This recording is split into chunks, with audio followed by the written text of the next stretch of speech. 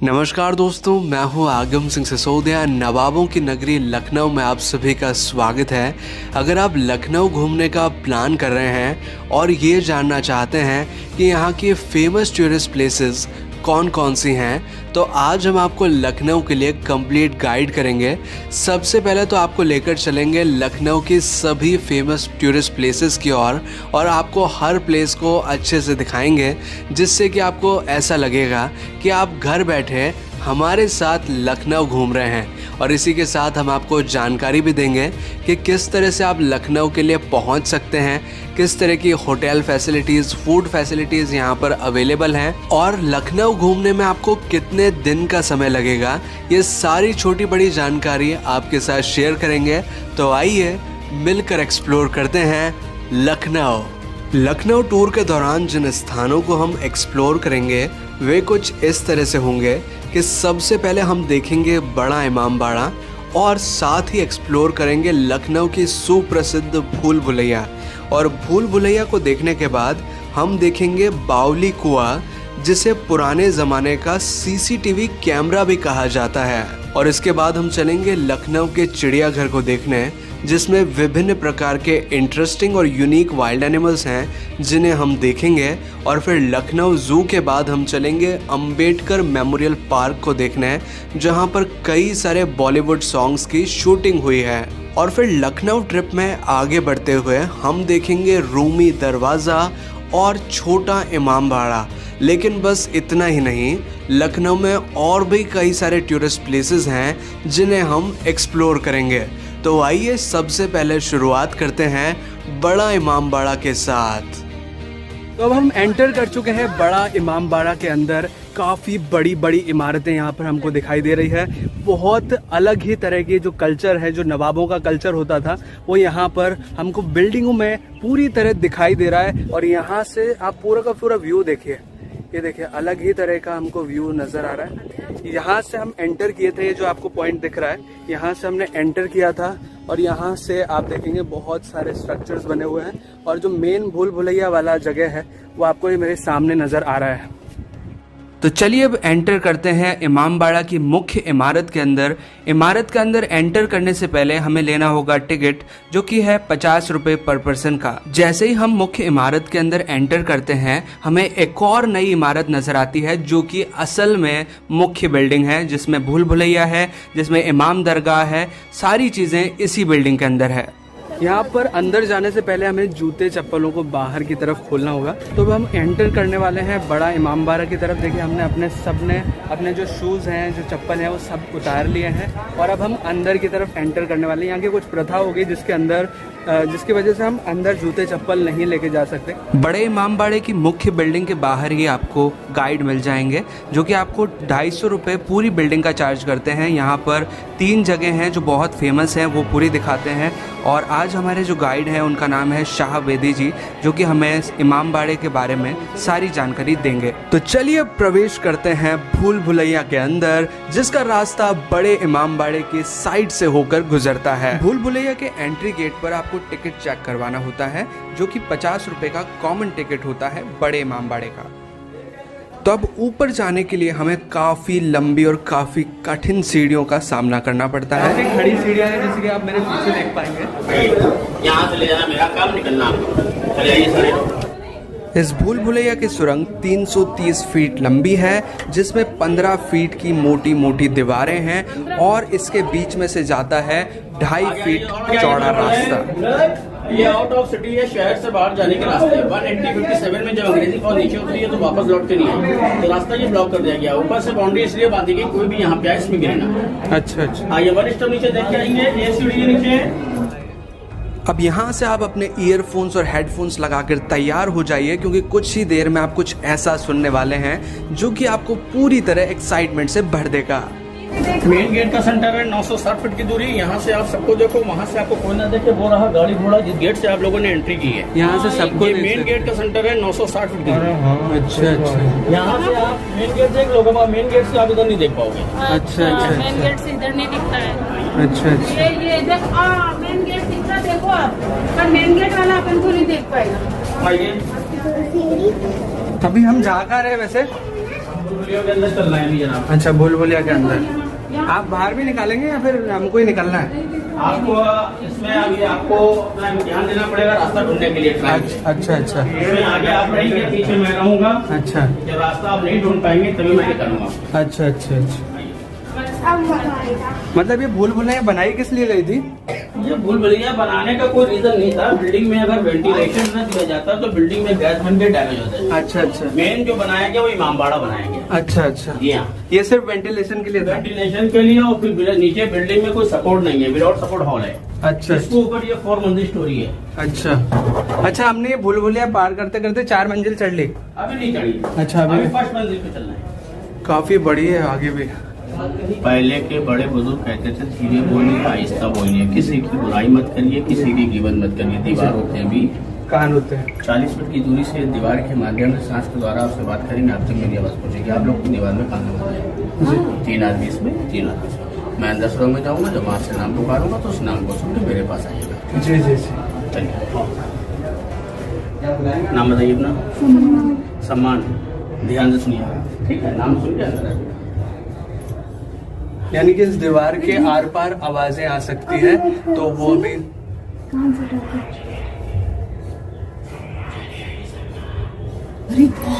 यहाँ पर जो हॉरर साउंड होते हैं ना, वो सारे के सारे आ रहे हैं, जैसे कि हॉरर मूवीज में करते हैं ना, वो sounds आ रहे हैं। सम्मान। अरे हाँ, मैं सुन लिया मैंने। सम्मान चले आइए। पूरी आवाज आ रही दीवारों से। कितने दूरी से बात कर रहे हैं तो भी दीवारों से आवाज आ रही है। ये बिल्कुल भूल भुलैया के भूत भुलैया हो रहे हैं। आपने कहाँ से बात करी थी? हमने तो इसमें आवाजें गूंजती है क्या? जी हाँ, आइए। यहाँ पर पूरे के पूरे इस भूल भुलैया में तो वो भूत की आवाजें होती है ना, वैसी सुनाई दे रही थी। कुछ सुनिए। सही में ये भूल भुलैया काफ़ी एक्साइटिंग थी। अगर आप पहली बार इसमें एंटर कर रहे हैं तो आप बेशक भूल जाएंगे कि कौन से रास्ते से आपको जाना है, कौन से आपको बाहर निकलना है। आप उसके अंदर घूमते घूमते ही रह जाएंगे। तो अगर आप यहाँ पर आते हैं तो एक गाइड ज़रूर कर लीजिएगा। ये इमामबाड़ा है। इमाम भी होता है अवतार, और बाड़ा भी होता है घर, अवतार का घर। एशिया के 3 हॉल हैं यहाँ पे, चाइनीज, पर्शियन, इंडियन। फर्स्ट आपके सामने चाइनीज हॉल, इसकी हाइट है 54 फीट। 54 फीट इसकी हाइट है, और इसका जो आकार देखा आपने, डिजाइन, ये चीनी की प्लेटों में डिजाइन पहले पाया जाता है। चीनी की प्लेटों में जनाब ये बॉर्डर बन के आता था किनारे, और जो रेड कलर की आपने चेयर देखे, ये रोशनदान, वेंटिलेशन, रोशनी और हवा।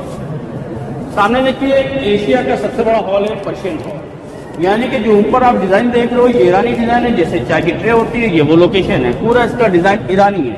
53 ये 163 फीट लेंथ है, 60 फीट हाइट है, 54 चौड़ाई है। एशिया का सबसे बड़ा, मतलब विदाउट सपोर्ट। ये आपके सामने है नवाब आसिफुद्दौला की डेड बॉडी, समाधि। नवाब आसिफुद्दौला और उनकी बेगम शमसुन्निसा, ये दोनों की समाधि है। 14 फीट नीचे तहखाने में, ऊपर से ब्लॉक है, यानी कि 14 फीट नीचे है तहखाने में नवाब आसिफुद्दौला और उनकी बेगम शमसुन्निसा, दोनों की। मतलब वो रास्ता तो बंद कर दिया ना। ये इंडियन हॉल है, 50 फीट इसकी हाइट है। 50 फीट, हाँ, 50 फीट इसकी हाइट। इसका जो आकार देखा है, डिजाइन, ये है खरबूजा डिजाइन। खरबूजा एक फल होता है सिल्वर कलर का, जो उसके ऊपर फूल होता है, माथे पे फूल है। इमामबाड़ा देखने के बाद हम जा रहे हैं उसी से सटा बोली कुआं देखने, जिसे जग महल के नाम से भी जाना जाता है। ये पुराने टाइम का CCTV कैमरा हुआ करता था। बोली कुआं यानी कि जल महल। यह इमारत बाहर से तो कुछ खास नजर नहीं आ रही थी, लेकिन जैसे ही हमने इसके अंदर एंटर किया, इसने हमारा सारा ध्यान अपनी ओर खींच लिया। देखिए, जहाँ पे आप लोगों ने टिकट चेक कराए हैं, वहाँ से खड़े होकर अगर आप देखेंगे तो आपको 2.5 फीट की दीवार यानी कि छत और पेड़ दिखेगा। जैसे जैसे आप लोग ऊपर चढ़ के आओगे, बिल्डिंग हो जाएगा डाउन। सामने का बिल्डिंग तो नजर आता है, मगर इसके पीछे एक पार्ट और है। ना पीछे का पार्ट नजर आएगा, ना कोई आदमी नजर आएगा। ये नवाब आसिफुद्दौला का फौज का अड्डा है। ये उस जमाने का नवाब साहब के टाइम का CCTV कैमरा है। यहाँ से बैठ के परछाई में देख लेते थे। नहीं, जो यहाँ से एंट्री करता था वो तस्वीर पानी में जाती है, उधर का आदमी बैठ के देख सकता है एंट्री किसकी हो रही है। अच्छा अच्छा अच्छा।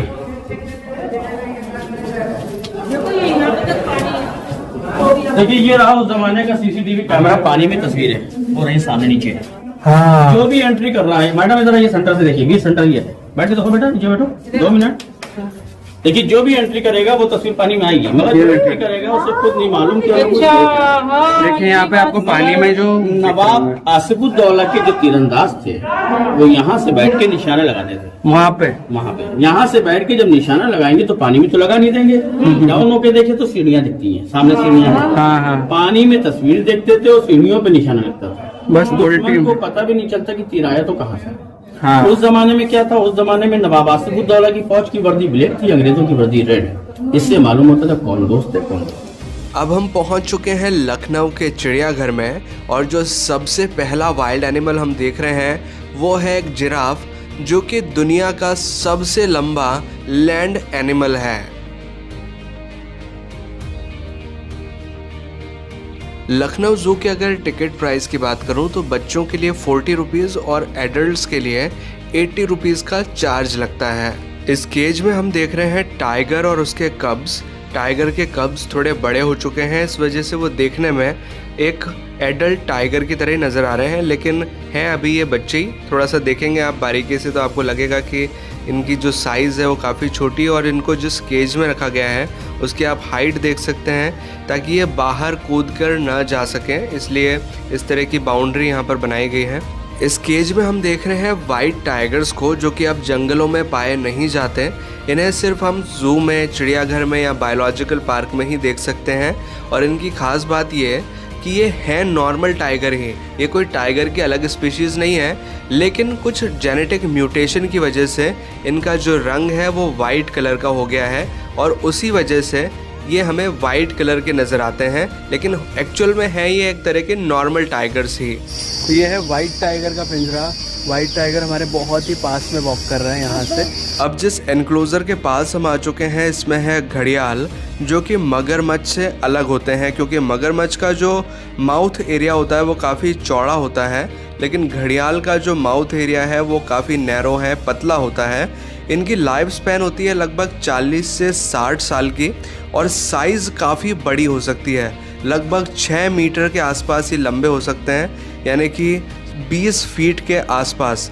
वज़न काफ़ी ज़्यादा होता है, लगभग 160 से 180 किलो का या उससे भी ज़्यादा हो सकता है। ये काफ़ी अच्छे स्विमर्स हैं, जिनकी अंडर वाटर में जो टॉप स्पीड होती है तैरने की क्षमता वो लगभग 28 किलोमीटर पर आवर की होती है। यहाँ जू के अंदर एक टॉय ट्रेन चलती है जो कि पूरे जू को हमको राउंड कटा के दिखाती है, एक तरह से सरकमफ्रेंस पूरे जू का हमको यहाँ पे मिलता है।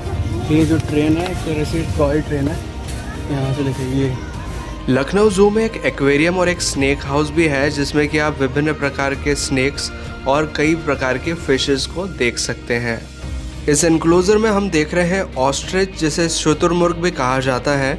ये दुनिया का सबसे बड़ा पक्षी है जो कि उड़ नहीं सकता, लेकिन इनकी दौड़ने की क्षमता काफ़ी अच्छी होती है।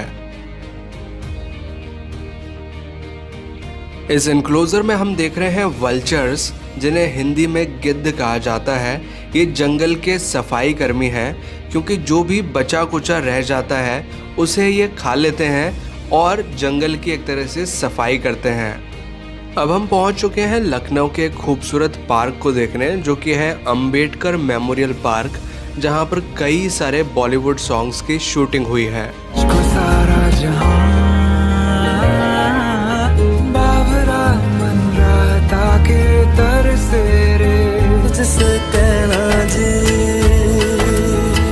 तो हम पहुंच चुके हैं हाथियों के पास। देखिए आप लाइन से देखेंगे, सीरीज से बहुत बड़े बड़े हाथी बने हैं, पूरे के पूरे स्टैचूज हैं सारे के सारे।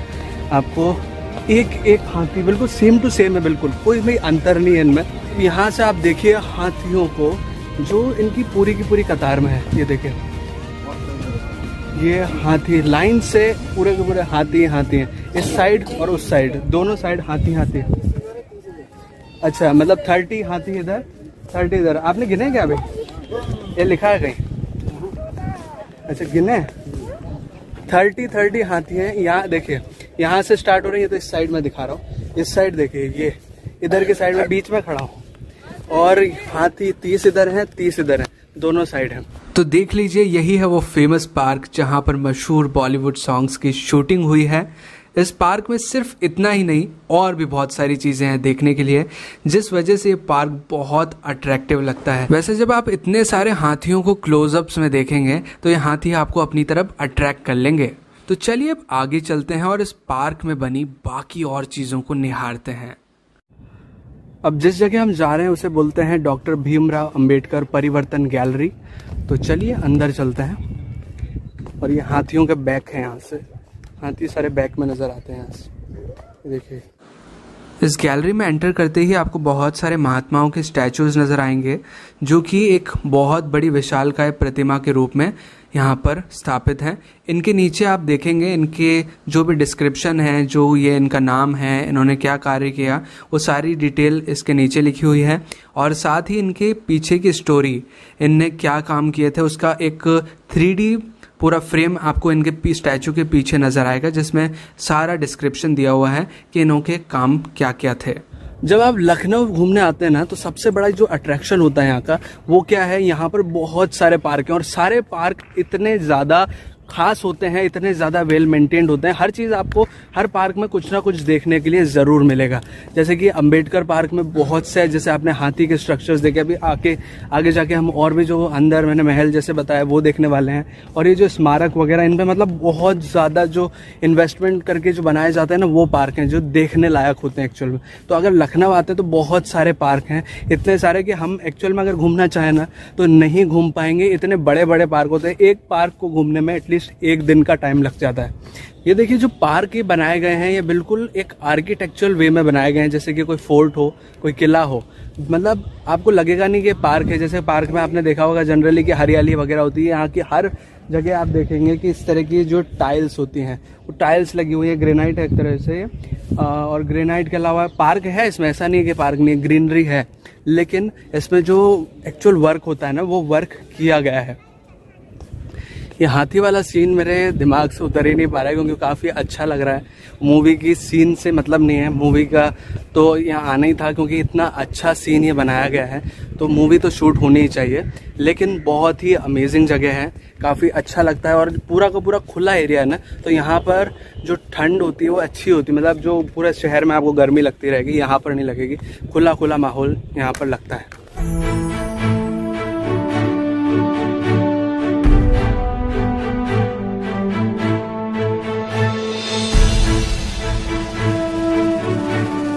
बड़ा सा म्यूजियम टाइप का है, जहाँ पर अंबेडकर जी की बहुत सारी प्रतिमाएं हैं।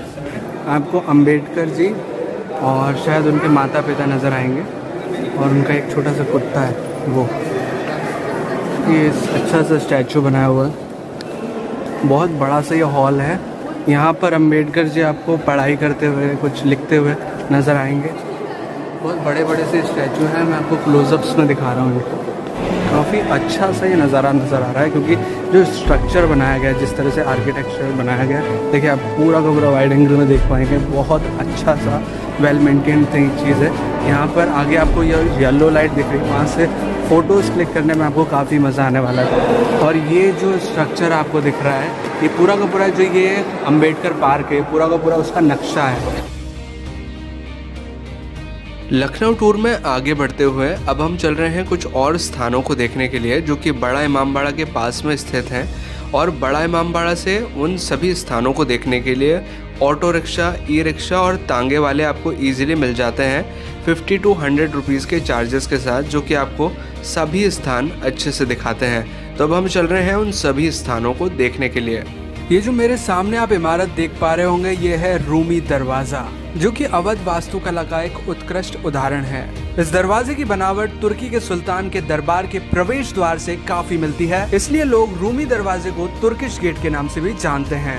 बड़े इमामबाड़े के पास मौजूद इस दरवाजे की कुल ऊंचाई 62 फीट है, जिसके ऊपरी भाग में छतरी नुमा आकृतियां बनी हुई है। अब हम घोड़ा गाड़ी को एंजॉय करते हुए आगे बढ़ेंगे पिक्चर गैलरी की तरफ, जहां पर नवाबों की पुरानी तस्वीरें रखी हुई हैं। अब मेरे सामने जो आप इमारत देख पा रहे होंगे, ये है हसनबाग पिक्चर गैलरी, जो कि लखनऊ की एक बहुत ही पुरानी पिक्चर गैलरी है, इसका फाउंडेशन किया था नवाब मोहम्मद अली शाह ने, जो कि अवध के तीसरे बादशाह थे। हम आ चुके हैं पिक्चर गैलरी लखनऊ, जहां पर नवाबों की जो पुरानी तस्वीरें हैं वो सारी संग्रह करके रखी गई हैं। तो चलिए अंदर चलते हैं और देखते हैं। यहाँ पर अंदर जाने पर हमें पता चला कि यहाँ पर फ़ोटो वीडियो लेना अलाउड नहीं है, लेकिन अपने एक्सपीरियंस से अगर मैं आपको बताऊँ तो यहाँ पर बहुत अमेजिंग 3D पेंटिंग्स हैं नवाबों की, जो कि आपको हैरान कर देगी। पिक्चर गैलरी के ऊपर आकर देखें तो हमें एक अमेजिंग सा सीन नज़र आता है, जिसमें हमें क्लॉक टावर के साथ एक छोटा सा कुंड, एक छोटा सा तालाब जैसा नज़र आता है। अब हम जा रहे हैं सतकंडा की तरफ, जिसके पीछे एक बहुत लंबी कहानी है और उसी वजह से ये इमारत अधूरी रह गई।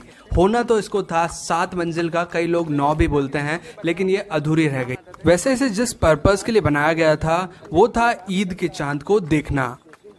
तो सतकंडा के बाद हम पहुंच चुके हैं क्लॉक टावर की तरफ, जो कि भारत का सबसे ऊंचा क्लॉक टावर है, यानी कि घंटाघर है। इसकी ऊंचाई है 67 मीटर यानी कि 219 फीट। इसका निर्माण हुआ था 1887 में, तब इसकी लागत लगी थी 1,74,000। लेकिन एक हैरानी की बात है कि इस घंटाघर में किसी तरह का एक्सटर्नल सपोर्ट नहीं दिया हुआ है। तो अब हम एंटर कर चुके हैं छोटा इमाम बाड़ा के अंदर। आप मेरे पीछे नज़ारा देख पा रहे होंगे, बिल्कुल अमेजिंग सा नज़ारा बनाया हुआ है। एक तरह से छोटा ताजमहल यहाँ पर क्रिएट किया गया है, जैसे कि आप मेरे पीछे देख पाएंगे, और बहुत ही अच्छी सी जगह ये नज़र आ रही है। तो चलिए अंदर की ओर चलते हैं और बाकी चीज़ों को एक्सप्लोर करते हैं। सबसे पहले हम लोग जा रहे हैं छोटा इमाम बाड़ा की मुख्य इमारत की तरफ, जो कि एक दरगाह है। इसके अंदर काफ़ी अमेजिंग चीज़ें रखी हुई हैं, काफ़ी पौराणिक चीज़ें हैं। यहाँ पर बादशाह का ताज है, जो नवाब हुआ करते थे यहाँ के, उनका ताज रखा हुआ है। बहुत सारी ऐसी पेंटिंग्स हैं, बहुत सारी पुराने कैंडल स्टैंड्स हैं। यहाँ पर जो ताज़िए होते थे पुराने टाइम के, ताज़िए रखे हुए हैं। छोटा इमाम बाड़ा एक दरगाह है, जहाँ पर जाने के लिए सबसे पहले हमें जूते चप्पलों को बाहर खोलना होगा और फिर अंदर की तरफ प्रवेश करना होगा। छोटा इमाम बाड़ा की मुख्य इमारत के अंदर फ़ोटो वीडियो लेना अलाउड नहीं है, लेकिन हमने कुछ स्पेशल परमिशन से कुछ फ़ोटोज़, कुछ सीन्स लिए हैं, जो मैं आपको दिखाने की कोशिश करूँगा। काफ़ी अमेजिंग चीज़ें रखी हुई हैं अंदर। ये जो छत पे आप झूमर नुमा आकृतियाँ देख रहे हैं, ये सारी की सारी हैं कैंडल स्टैंड। दिखने में ये झूमर लगते हैं, लेकिन ये सारे कैंडल स्टैंड थे। ये बाहर से लाए गए थे। जैसे कि आप जो वाइट वाला देख रहे हैं वो लाया गया था इंग्लैंड से, जो ग्रीन वाला था वो चाइना से लाया गया था, और जो लाइट ग्रीन और रेड वाला है वो जापान से लाया गया था। यहाँ पर और भी बहुत कुछ हैरत अंगेज करने वाली चीज़ें हैं, जैसे कि एक सिंगल पेपर पे पूरी की पूरी कुरान लिखी हुई है, जिसे लिखने में 5 साल लगे थे। एक पेरिस से लाई हुई घड़ी है, जिसको चाबी भर के चलाया जाता था। एक बार चाबी भरने पर वो 6 महीने चल जाती थी। तो चलिए अब यहाँ से बाहर चलते हैं और आपको उन 2 छोटे ताजमहल के बारे में बताते हैं। देखिए, जो छोटा ताजमहल आप अपने राइट में देख पा रहे होंगे, ये है एक मकबरा, जो कि यहाँ के नवाब की बेटी की याद में बनाया गया था। और जो दूसरा छोटा ताजमहल आप अपनी लेफ्ट साइड में देख रहे होंगे, ये कोई मकबरा नहीं है, ये सिर्फ डिज़ाइन के लिए बनाया गया था, ताकि एक ताजमहल बुरा ना लगे, 2 हो जाएंगे तो जोड़ीदार हो जाएंगे और अच्छे लगेंगे। देखिए, यहाँ पर आप 2 मूर्तियाँ देख रहे होंगे इस दरवाजे के पास, जो कि इस दरवाजे को चेन से खींचे हुए हैं। आखिर इस मूर्तियों को बनाने के पीछे का मकसद क्या है, ज़रा जानते हैं। देखिए, मूर्ति बनाने का कारण है अर्थिंग। ये जो लेडीज़ के हाथ में आप चेन देख रहे होंगे, इस चेन का काम है इलेक्ट्रिसिटी को फ्लो करना, अर्थ में ले जाना। जब भी इस बिल्डिंग पे बिजली गिरती होगी तो बिजली इस चेन के थ्रू ज़मीन में चल जाती है, ताकि बिल्डिंग को नुकसान ना हो। अब हम एंटर कर रहे हैं शाही हमाम के अंदर, जो कि पुराने टाइम का बाथरूम है एक तरह से। ये जो पुराने टाइम पे जो राजा लोग नहाया करते थे ना, जो नवाब वगैरह नहाया करते थे, वो है ये जगह। देखिए, स्विमिंग पूल टाइप का है। स्विमिंग पूल तो क्या बोलेंगे इसको, बाथ टब बोलेंगे। पुराने टाइम का बाथ टब है ये। एक ये है, एक ये है। ये थोड़ा सा गहरा है और नीचे इसका ड्रेन का पॉइंट है। इसके अलावा यहाँ पर और है, ये मतलब एक तरह से नहाने का बाथरूम है पुराने स्टाइल का। हमाम से निकलने के बाद जो बाहर का नज़ारा हमें नज़र आता है वो काफ़ी अमेजिंग होता है, क्योंकि आप देखेंगे कि यहाँ पर बहुत सुंदर सा गार्डन बना हुआ है जो कि वेल मेंटेन्ड है और बहुत सारे पौधे इसमें आपको नज़र आएंगे अलग अलग वैरायटी के। और फिर जैसे जैसे आप आगे बढ़ते जाएंगे आपको एक अलग ही दुनिया नज़र आएगी, जैसे कि आपने अलादीन की मूवीज़ में देखा होगा, एक अलग ही व्यू पॉइंट जो है वो यहाँ पर बन जाता है। तो अब हम चलेंगे लखनऊ के मशहूर चिकनकारी कारखाने की तरफ। आप ज़रूर सोच रहे होंगे कि मैं चिकन करी की बात कर रहा हूँ, लेकिन मैं चिकन करी की बात नहीं कर रहा, ये चिकनकारी है। ये एक तरह की आर्ट है जो कि कपड़ों पर निखारी जाती है, जैसे कि कुर्ता पजामा जो भी होता है जिस पे बारीकी से धागे से डिज़ाइंस बनाई जाती हैं, वो होती है चिकनकारी, जो कि यहाँ की फेमस हैं। तो चलिए चलते हैं चिकनकारी कारखाने की तरफ। कारखाने की तरफ जाते हुए हमें नींबू पार्क नज़र आता है, जिसे आशफुद्दौला पार्क के नाम से भी जाना जाता है। ये वो पार्क है जहाँ पर नवाब की बेगम घूमने आया करती थी। चिकनकारी का जो वर्क है वो लखनऊ से फेमस है, तो चलिए चलते हैं इस चिकनकारी वर्क को देखते हैं। और कई तरीके वर्क बनता है। कपड़ा हम लोगों का सब बाहर से आता है, अहमदाबाद है, सूरत है, बॉम्बे है। कपड़ा आने के बाद यहाँ पे हमारी कटिंग और सिलाई होने के बाद इसके सब ब्लॉक होते हैं, ये इसी से डिजाइन दी जाती है। अच्छा। डिजाइन देने के बाद फिर उसी के ऊपर ये सब हाथ से वर्क बनता है। ये जो वर्क है इसी को चिकन बोलते हैं। अच्छा। कपड़ा कोई चिकन नहीं होता, कपड़ा हमारा सब कॉटन से लेके सिल्क तक होता है। अच्छा। मेन वर्क है। कुछ काम यहाँ होता, बाकी अपने सब सेंटर होते हैं, वहाँ से कढ़ाई हो के आता है, क्योंकि इसमें बहुत टाइम लगता है। एक पीस में 10 दिन 15 दिन 1 महीने इस तरीके टाइम लगता है। अच्छा। वो देखिए वो कढ़ाई कर रही है, इस तरीके बनता है ये। तो ये है चिकनकारी, एक बहुत ही महीन वर्क, बहुत ही बारीकी का उम्दा काम है जो कि कपड़े के ऊपर किया जाता है।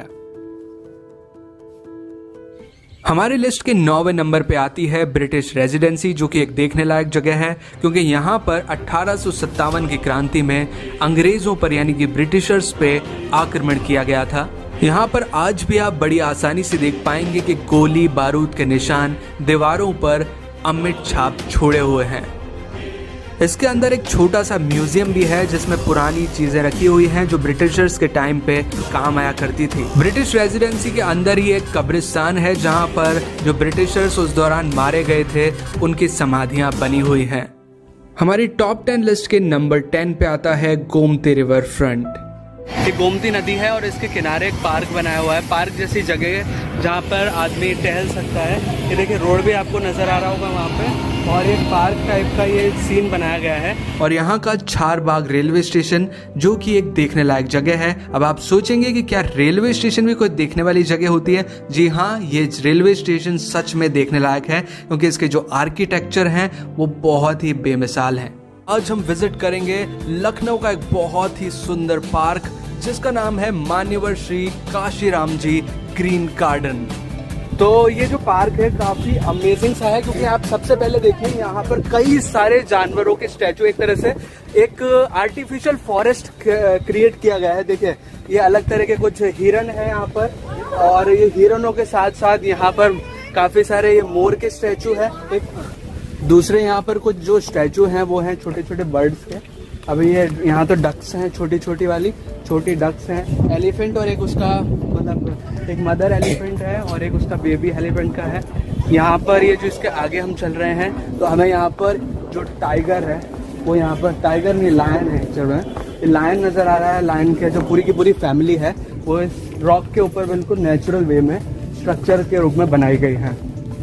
लायन से आगे चलें तो हमें एक और स्ट्रक्चर, हाँ यहाँ पर हमको दिखाई दे रहे हैं तेंदुए हैं ऊपर की साइड, लेपर्ड जैसे बोलते हैं, और ये कंगारू हैं ऊपर। उसी के साथ 2 कंगारू हैं, एक कंगारू के मदर के पाउच में उसका बेबी भी है, और यहाँ पर है एक क्रोकोडाइल बनाया हुआ है। और आगे चल रहे हैं तो यहाँ पर डक्स, और फिर आगे चलेंगे तो यहाँ पर हिप्पोज हैं बहुत सारे, जो हिप्पोपोटामस होते हैं वो है। ये कछुआ यहाँ पर नजर आ रहे हैं, कछुए के स्ट्रक्चर, यानी कि पूरा का पूरा जंगल का स्ट्रक्चर क्रिएट करने की कोशिश करी है। देखिए कितना बड़ा सा हिप्पो बनाया हुआ है। ये क्रोकोडाइल है वापस से, और ये है हिप्पो जो कि अपने पूरे के पूरे दांत बाहर निकाले हुए हैं। इसके दांत आप चाहें तो गिन भी सकते हैं। काफी बड़ा सा हिप्पो का स्ट्रक्चर है। 1 हॉर्न राइनो होते हैं वो है। यहाँ पे 2 बच्चे हैं उनके गेंडों के, और एक बड़ा वाला राइनो है। बहुत ही बड़ा सा यहाँ पर दिख रहा है वो, ये देखिए, इतने बड़े होते हैं? ये देखिए, हाँ इतने बड़े होते हैं। ये आपको दिख रहा होगा, ये गोरिल्ला। आज हम लखनऊ की एक ऐसी गली में है, एक ऐसी जगह पर हैं जिसको बोलते हैं 1090। यहाँ पर एक बहुत बड़ी चौपाटी लगती है जहाँ पर जो लखनऊ की जितनी भी फेमस चीज़ें होती हैं वो हमें खाने को मिलती है। तो हम एक एक करके सारी चीज़ें ट्राई करने वाले हैं। तो चलिए इस जगह के अंदर चलते हैं और देखते हैं हमें क्या क्या खाने को मिल सकता है यहाँ पर। सबसे पहले हमें दिखाई दे रही है यहाँ पर पाव भाजी, जो कि एक जनरल फूड है जो कि हर जगह इजीली मिल जाता है। उसके बाद हमको काफ़ी सारे स्टॉल्स नज़र आ रहे हैं यहाँ पर। स्पेशली अगर हम देखें तो मसाला डोसा का स्टॉल्स कुछ ज़्यादा ही हैं यहाँ पर। आइसक्रीम्स हैं अलग अलग फ्लेवर्स की जो आपको यहाँ पर मिल जाएंगी। और यहाँ पर है अंडा रोल, ये जो कि एक नॉन वेजिटेरियन फूड है जो कि हम ट्राई नहीं करने वाले। आगे चलते हैं, आगे हमको नज़र आ रहा है कुछ पाव भाजी वापस से स्टॉल नज़र आए हैं पाव भाजी के, और यहाँ पर मसाला डोसा भी अवेलेबल है। तो चलिए आगे चलते हैं और कुछ ऐसा ढूंढने की कोशिश करते हैं जो कि यहाँ का फेमस हो और जनरली कहीं और नहीं मिलता हो। तो ढूंढते ढूंढते हमें कुछ नज़र आता है जिसे बोला जाता है सोया चाप। ये जो स्ट्रक्चर्स आप देख रहे हैं, जो खाद्य पदार्थ आप देख रहे हैं, ये कुछ नॉन वेजिटेरियन फूड नहीं, ये है सोयाबीन के रोल्स जिसे सोया चाप कहा जाता है। इसे अलग अलग चटनी में, अलग अलग सॉस में डिप किया जाता है ताकि इनका अलग अलग फ्लेवर दिया जाए, और उसके बाद इसको आग में ग्रिल करके, कट करके और फिर इसको फ्राई करके परोसा जाता है। अब हम तलाश में हैं किसी और चीज़ की जो कि यहाँ की फेमस हो। जैसे कि हमें नज़र आ रही है तंदूरी चाय, जो कि हमें आम तौर पर नज़र नहीं आती है। मतलब चाय नॉर्मल होती है लेकिन इस तरह से इसको बेक करे जाते हैं कुल्हड़, और इसके अंदर चाय डाली जाती है। तो तंदूरी चाय हमने ट्राई की, उसका फ्लेवर कुछ डिफरेंट था, कुछ अलग था, हमें काफ़ी अच्छा लगा। आगे हम चले तो हमें फ्रेंच फ्राइज़ नज़र आए, कुछ मोमोज नज़र आए, कुछ पास्ता नज़र आए, और कुछ तरह के अलग अलग तरह के जो मैगी चाउमीन होता है वो नज़र आए। और साथ ही लखनऊ की कुछ और चीज़ें भी हमने अगले दिन ट्राई की, जैसे कि भेलपूरी, जो कि हमें काफ़ी अच्छी लगी, टेस्ट में भी काफ़ी अच्छी थी, और जो बनाने वाला था वो भी काफ़ी अच्छा स्वीट पर्सन था। और साथ ही हमने यहाँ पर कुछ 5 फ्लेवर वाले गोलगप्पे ट्राई किए जिनका पानी काफ़ी डिफरेंट था, काफ़ी अच्छा लगा। हर जगह आप जाते हैं तो पानी का टेस्ट बदलता रहता है, उसी तरह यहाँ पर भी पानी का टेस्ट कुछ अलग था, लेकिन हमें खाने में काफ़ी अच्छा लगा। बहुत अच्छा लगा, टेस्टी है।